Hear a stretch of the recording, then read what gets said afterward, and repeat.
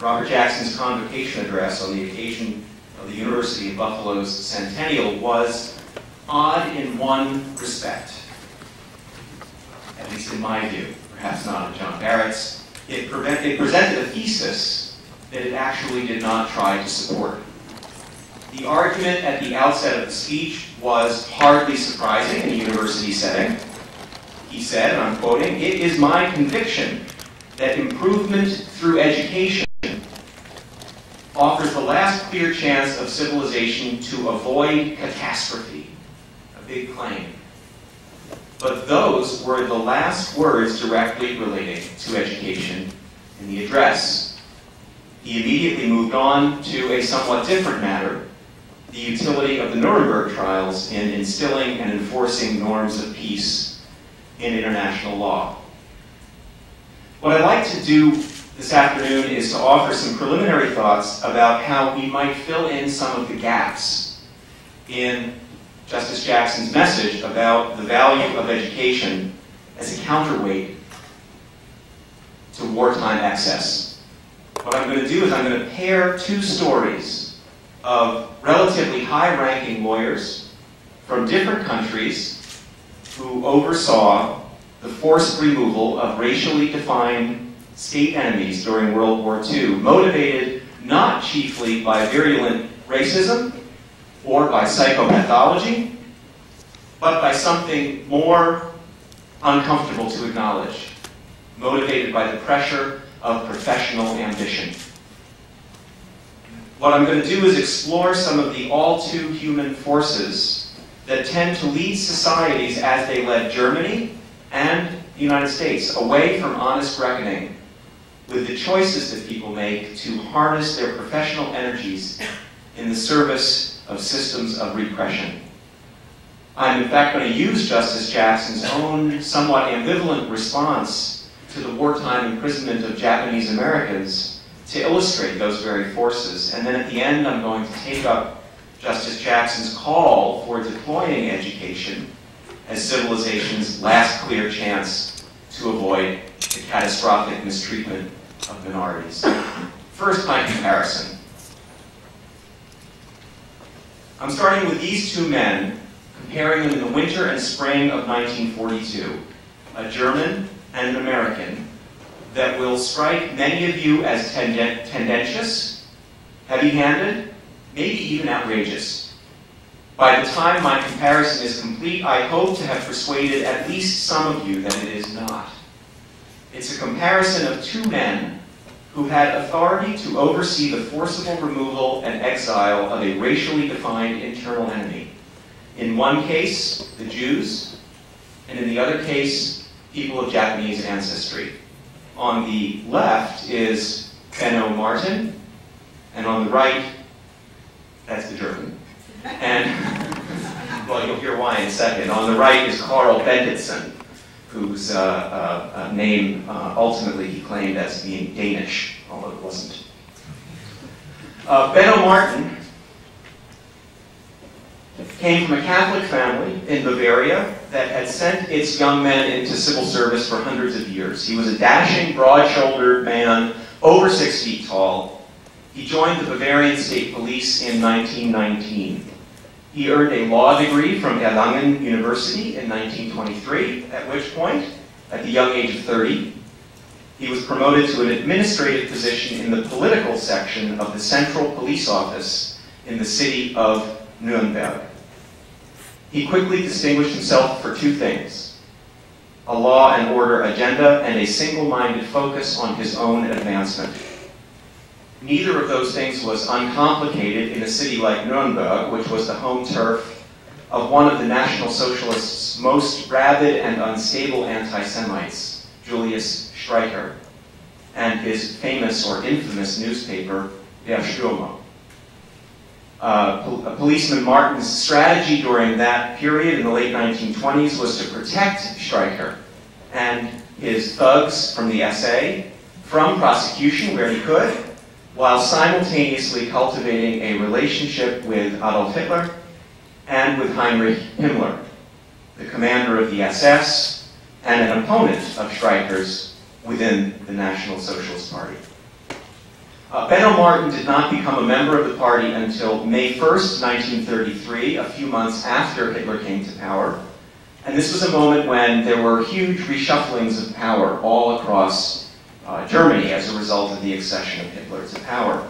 With the support of both Streicher and Himmler, two powerful men who mistrusted each other, Martin was beautifully positioned to capitalize on this reshuffling. And so in late September of 1934, a few months after adding SS membership to his resume, he was appointed the police chief of police for the city of Nuremberg, and he held that position until December of 1942.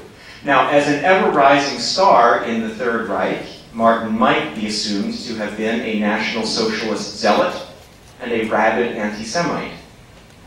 He appears to have been neither. Through the 1930s, he often used his authority to moderate or deflect the action of the party radicals, and in time to end the power of Julius Streicher in Nuremberg.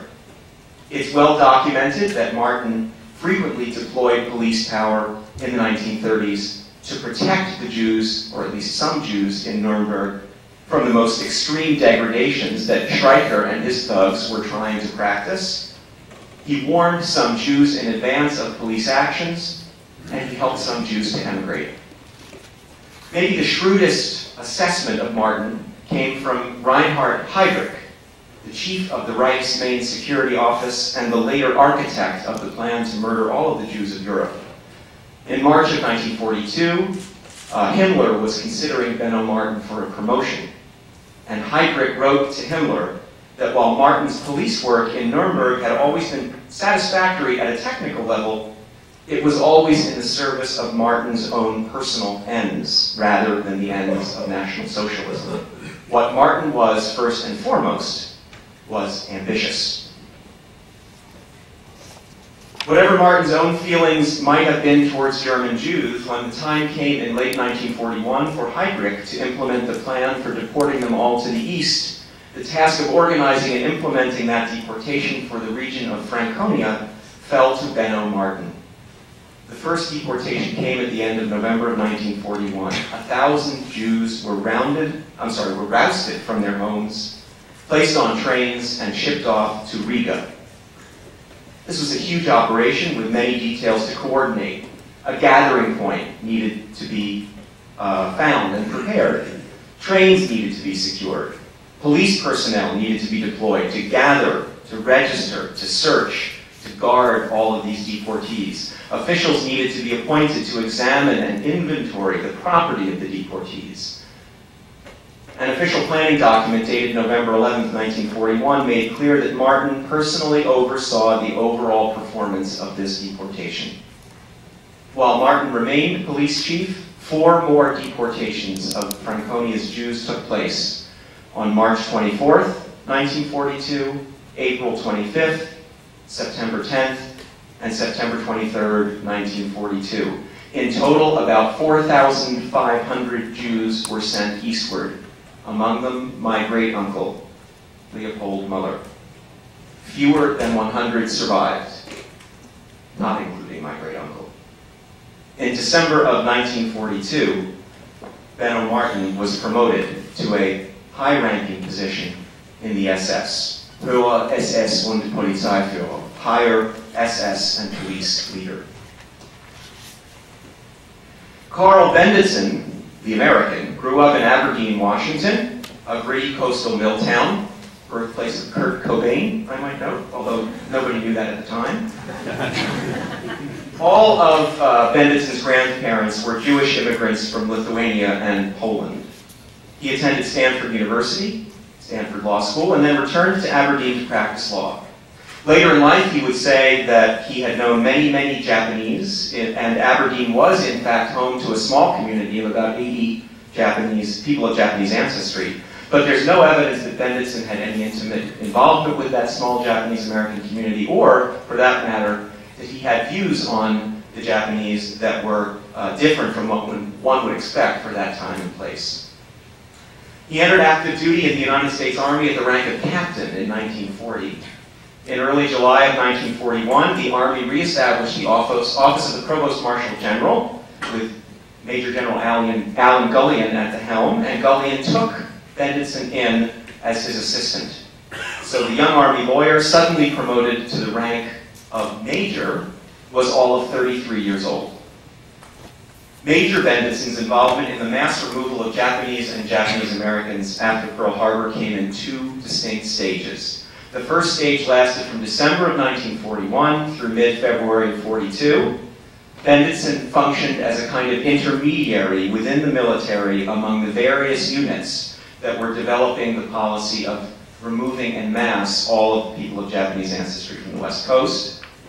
The second stage began in mid-February of 1942 and lasted through the early summer, with Benditson, buoyed by yet another promotion, stepping into the role of the War Department's factotum for the implementation of the removal policy. A little bit more about this first stage. Here, Benditson was helping his bosses, Gullion, and the commanding general of the Western Defense Command, Lieutenant General John DeWitt, steer government policy toward mass removal of all Japanese and Japanese Americans over the objections of Justice Department officials who thought that the program was unnecessary and illegal. The policy that he was fighting for was unquestionably racial. In an early February 1942 memorandum on what he called the Japanese problem, sound familiar? Benditson wrote that the vast majority of those who have studied the Oriental mind assert that a substantial majority of the U.S. citizens of Japanese ancestry bear allegiance to Japan and will be engaging in organized sabotage if a raid happens along the West Coast. A few days later, in a memorandum that he wrote justifying the decision to remove everyone of Japanese ancestry, Benditson argued, quote, "The Japanese race is an enemy race, and while many members of the citizen generation had become Americanized, the racial strains tending toward disloyalty were undiluted in them." Benditson's views prevailed, and on February 19, 1942, Franklin Roosevelt signed the executive order that delegated to General DeWitt the power to declare military zones from which any persons could be excluded. Then came the second stage. Now General DeWitt confronted the massive logistical problem of implementing the program of mass removal of nearly 120,000 people. He turned to the young and ambitious lawyer who had helped bring the program into being. On March 11, 1942, right around the time that Benno Schmidt in Nuremberg is organizing deportations of Jews, John DeWitt informs Carl Benditson that he is delegating to him the president's power to bring the executive order into effect. And to sweeten the deal, he gives Benditson yet another promotion, this time to the rank of colonel, which Benditson would note decades later made him the youngest in that grade at that time in the entire U.S. Army.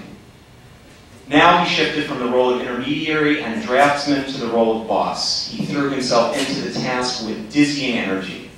The pilot project on March 30, 1942 was at Bainbridge Island near Seattle. With a week's notice, 55 Japanese families consisting of 91 aliens and 180 American citizens were placed on a ferry to Seattle and then shifted to a train for a long ride to a new confinement facility in California called Manzanar. The Bainbridge Island deportation served as a template for the process that Benditson repeatedly oversaw in the following weeks and months up and down the West Coast. The logistics were overwhelming. Benditson and his staff were responsible for dividing the coast into exclusion zones, notifying and registering the affected population, arranging for transportation, coordinating efforts at dealing with property, selecting and building confinement sites, and hundreds of other tasks, major and minor. In November of 1942, as Nuremberg Police Chief Benno Martin was preparing for his promotion into the higher ranks of the SS, the U.S. Army awarded Carl Benditson its Distinguished Service Medal on the recommendations of Gullion and DeWitt. There is more to these stories that I have yet to tell. I have not said anything yet about the post-war reckoning, or lack thereof, for these two men.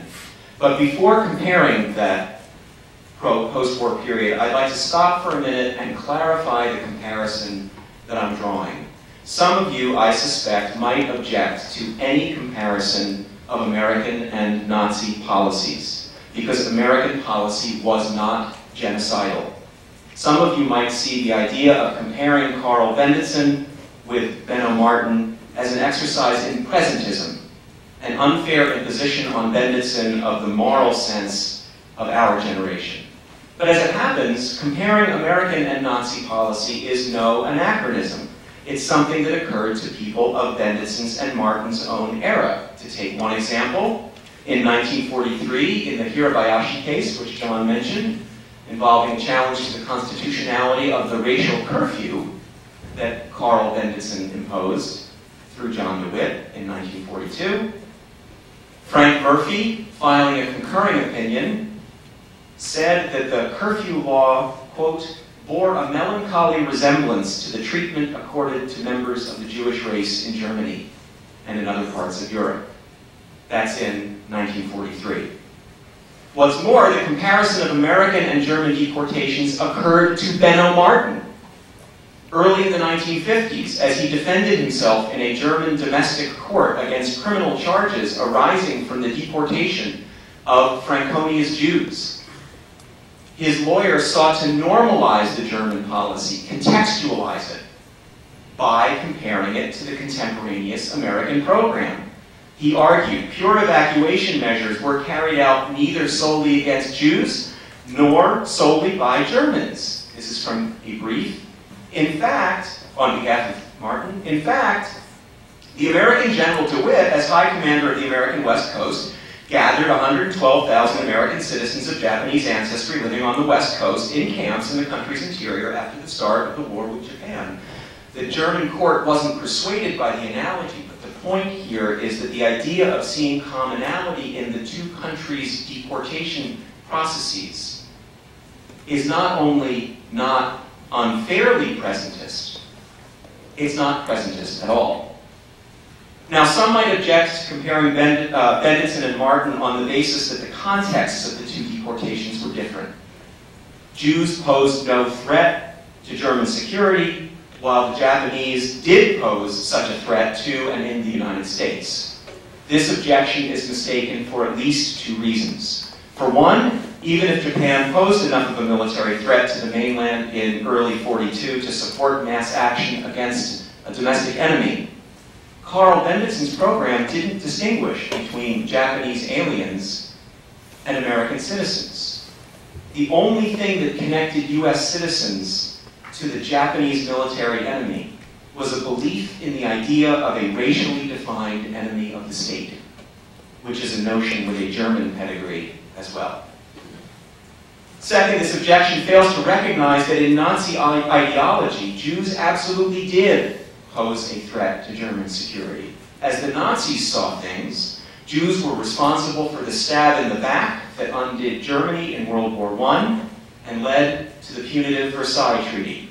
Jews were the core of Bolshevism, National Socialism's nemesis. Jews were responsible for the hyperinflation that beset Germany in the Weimar years. And young Jewish men assassinated Nazi officials or plotted violence against Nazi offices in several different episodes in the 1930s. To suggest that Americans rightly worried about Americans of Japanese ancestry, while Germans arbitrarily victimized Jews, is to misunderstand both the American and the German frame of mind. Some might recoil from comparing Benditson to Martin on the basis that while Benditson was a cog in the machinery of exclusion and confinement, Martin was a cog in the exponentially more immoral machinery of mass murder. This observation absolutely distinguishes the two systems, but it does not meaningfully distinguish the two men. Nothing in the historical record suggests that Benno Martin knew that the deportations he was arranging were a prelude to mass murder. Martin was an important regional police chief, but he was not party to the planning that was taking place above his head at the level of a Heinrich Himmler or a Reinhard Heydrich to turn the object of the Nazi program for the Jews from forced emigration to physical annihilation. He had no seat at the table at the famous or infamous Wannsee Conference in 1942, January, where a range of upper-level bureaucrats acceded to Heydrich's control over the program of industrialized genocide. His work in Nuremberg in late 41 and early 42 would have given him no word of the gas chambers and crematoria that were just under construction at that point at Belzec, Sobibor, and Treblinka. What Benno Martin had to account for was designing and overseeing a system that forced people to find as a racial enemy out of their communities and into indefinite exile as vulnerable wards of the state. That is also what Carl Benditsen did. And yet, in the face of this, some of you will undoubtedly continue to recoil from comparing the American and German deportation planners.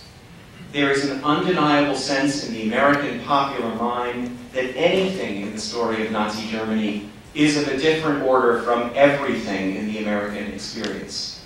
To some extent, this may derive from the continued sway in the American imagination of a monolithic image of Nazi Germany that scholars long ago discredited, one in which Germany was a crushingly hierarchical terror state bent on genocide from the moment the Nazis came to power. Americans' refusal to contemplate Germany's racial deportations as an analog to America's also may reflect an offshoot of a broader American exceptionalism, an emotional commitment to the idea that whereas other countries' impositions on minorities are deplorable, ours are debatable. Justice Jackson may have betrayed some of that American discomfort with reckoning when he returned to Buffalo for his 1951 speech. And I will return to that question in a moment after briefly describing the post-war processes of reckoning for these two men. At the end of the war, Benno Martin was captured by Allied forces and imprisoned. He was not among the high-level perpetrators deemed appropriate for prosecution at Nuremberg, so he was transferred to German custody in 1948 for trial in German domestic courts. In 1949, the state prosecutor charged him with the crime of aiding and abetting a state official's deprivation of liberty, resulting in death.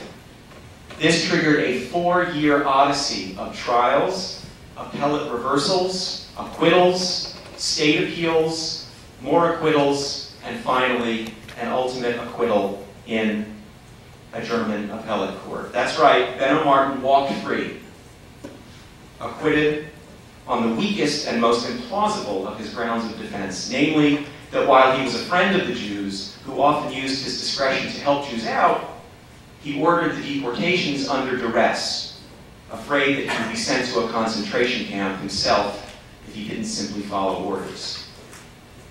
While Benno Martin was facing his first trial in Germany in 1949, Carl Benditsen was doing quite well.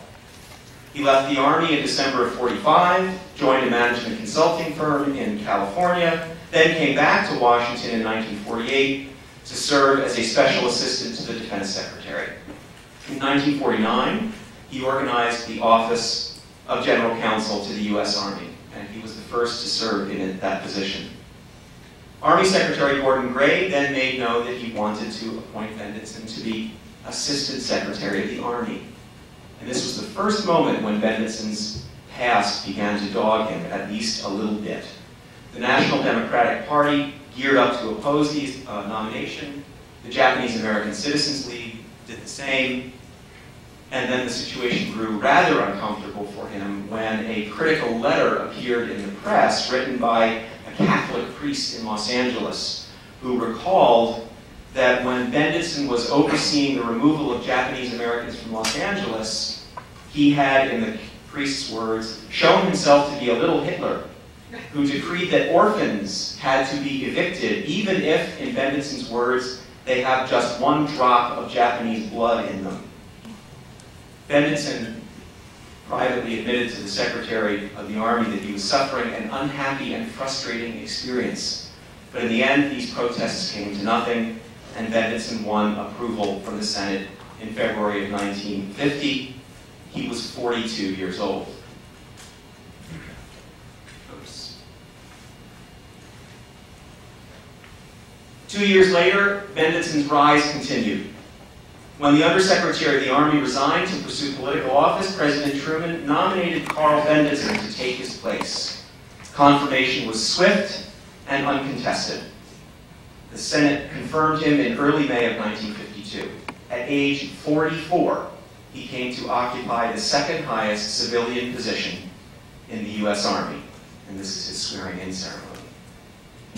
He left the position in late 1952 to go into private industry, became vice president, general manager of a huge paper and wood product company, and became the chief executive officer in the mid-60s, and retired, a very wealthy man, in 1972. By the 1980s, the public's understanding of the incarceration of Japanese Americans had begun to shift. Congress launched an investigation. That investigation included hearings. Carl Benditson, by then fairly elderly, testified at those hearings in the 1980s, and he testified unapologetically defending his actions during the war. He was booed and jeered by Japanese Americans in the audience, but he never lived to appreciate much more of the tarnishing of his reputation. He slipped into the clutches of Alzheimer's disease in the mid-1980s and died in 1989 at the age of 1981, and was buried with honor in Arlington National Cemetery. Speaking here in 1946, Justice Jackson predicted that the Nuremberg trials would unleash a wave of education, a wave of educated reckoning, and cement the role of the law in restraining what Jackson called the psychology of war. But the 5 years between the 1946 speech and the 1951 speech saw very little of that reckoning. If you look carefully at Justice Jackson's 1951 speech, you can see some hint of why that might be. He started off where he had ended in 1946. He reminded his listeners that the rule of law was the only thing strong enough to protect the liberties of citizens. But he quickly set the American experience in World War II apart from that of every other combatant. Unlike other nations, said Justice Jackson here in 51, we came through the war without serious impairment of our system of ordered liberty under law. Now, it should go without saying that the tens of thousands of U.S. citizens forced from their homes and confined for years on account of their Japanese ancestry might have quibbled with Justice Jackson's definition of a serious impairment. Later in his 1951 address, he turned directly to the Japanese-American wartime experience, and he recalled his dissenting opinion in Korematsu versus United States. He didn't, in 1951, equivocate on his views about the removal and internment of Japanese Americans. It seemed to me then, he said here in 1951, and it does now, that the measure was unconstitutional. Now, a judge wishing to apply the lessons of Nuremberg to demonstrate the supremacy of law over such catastrophic and lawless forces as war and persecutions, as he put it here in 1946, might have been expected to vote to invalidate the measure. That is just what Associate Justices Frank Murphy and Owen Roberts did in their dissents in Korematsu, but Justice Jackson did not join them. He instead reasoned that because the courts were incompetent to evaluate the merits of the government's claims of military necessity, they should decline to reach the issue of the measure's legality, and instead declare the issue inappropriate for a civilian court to adjudicate. What a stunning position for an advocate of the rule of law as a restraint on wartime excess. In his speech here, he admitted a touch of discomfort with his position, but in the Korematsu dissent itself, he took comfort from his expectation that the judgments of American military leaders would be restrained by the will of the people. He said, "The chief restraint on those who command the physical forces of this country, in the future as in the past, must be their responsibility to the political judgments of their contemporaries and to the moral judgments of history." How odd. For the rest of the world, Justice Jackson preached the rule of law as an agent of reckoning. For the United States, Justice Jackson was prepared to trust these tasks to politics. And that's the curious blind spot in Justice Jackson's otherwise extremely admirable vision. experience had proven him wrong. Politics had not been up to the task of preventing the mass racial exile and incarceration of Japanese Americans in 1942. Worries about the moral judgments of history had not been big enough to stop military officials in their tracks. And even as Justice Jackson spoke here, the American architect of exile and incarceration, Carl Benditson, continued on his youthful, meteoric rise to the top echelon of the Army. What Justice Jackson presented was a form of American exceptionalism, but there's little reason to think that hesitating to condemn wrongdoers with the force of law is a uniquely American instinct. Remember that the courts of West Germany exonerated Benno Martin for deporting the Jews of Nuremberg. And that was no isolated case. Between 1950 and 1962, the West Germans investigated 30,000 former Nazis, indicted about 13,000, tried about 5,500, and acquitted over 4,000. That is an acquittal rate of 75%. The perpetrators whose convictions were struck down were mostly, those who stuck, the ones whose convictions stuck, were mostly low-ranking thugs with blood on their hands. The mid and upper-level functionaries who set up and ran the machinery of repression from their desks were most often exonerated. At this rather bleak moment, it would be useful to recall Justice Jackson's promise in 1946, his opening argument that improvement through education offers the last clear chance of civilization to avoid catastrophe. In a world where psychological and political forces and the passage of time naturally tend to shift our attention away from attributing responsibility for the excess of war, can education help to counteract those forces? Can education strengthen our resolve to demonstrate the supremacy of law over the persecutions of wartime? I answer that question affirmatively, but I answer it a little bit differently from Justice Jackson. I answer it by pointing to the careers of Benno Martin and Carl Benditson. Most people, I think, have a hard time seeing much of themselves in a monster like Hermann Göring, convicted at Nuremberg. Condemning him is morally essential, but not particularly morally instructive. Studying the lives of Carl Benditson and Benno Martin is a different matter. Neither of these men, trained in the law, appears to have been a particularly extreme racist for his time. Neither stood at the pinnacle of governing power. Both men were public servants, toiling at the upper levels of their respective bureaucracies. Each of them was able to tell himself a plausible story about how much worse things would have been if a more unscrupulous person had held his office. And yet each set in motion the mass uprooting and physical isolation of a vulnerable population. What links the professional lives of these two lawyers is not virulent racism, and it is not extreme bloodthirstiness. It is the warping influence of bureaucratic ambition. These were two breathtakingly striving men. Although it's uncomfortable to defer to the character assessments of a criminal like Reinhard Heydrich, his assessment of Benno Martin seems spot on. What guided Benno Martin was most of all a desire to climb in rank and prestige. Sometimes Nazi racial policies were stepping stones, sometimes they were stumbling stones around which you had to pick a path.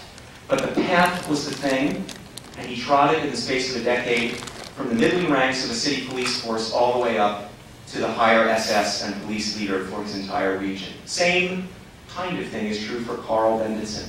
In a far shorter time than Martin managed his ascent, Benditson rose from captain to major to colonel, serving in these latter positions, as he liked to brag, as the youngest man in his rank.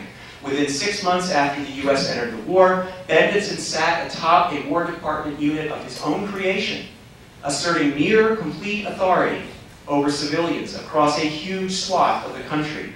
And there can be no question that the springboard to all of this was Benditson's own ambition, his willingness to harness his lawyerly energies to a policy of racial isolation and control that he knew the country's top civilian lawyers and security officials thought was unnecessary and illegal. The very last thing in the paper that I contributed to this event is some musings about how legal education might specifically take this example of these two men and instantiate it as a way of providing a moral anchor to weigh against this pull of ambition that we all, as human beings, can often feel, particularly in office settings. But time is short, and I've spoken long enough, so I will leave you there and pass things along to my friend Mary Dujak.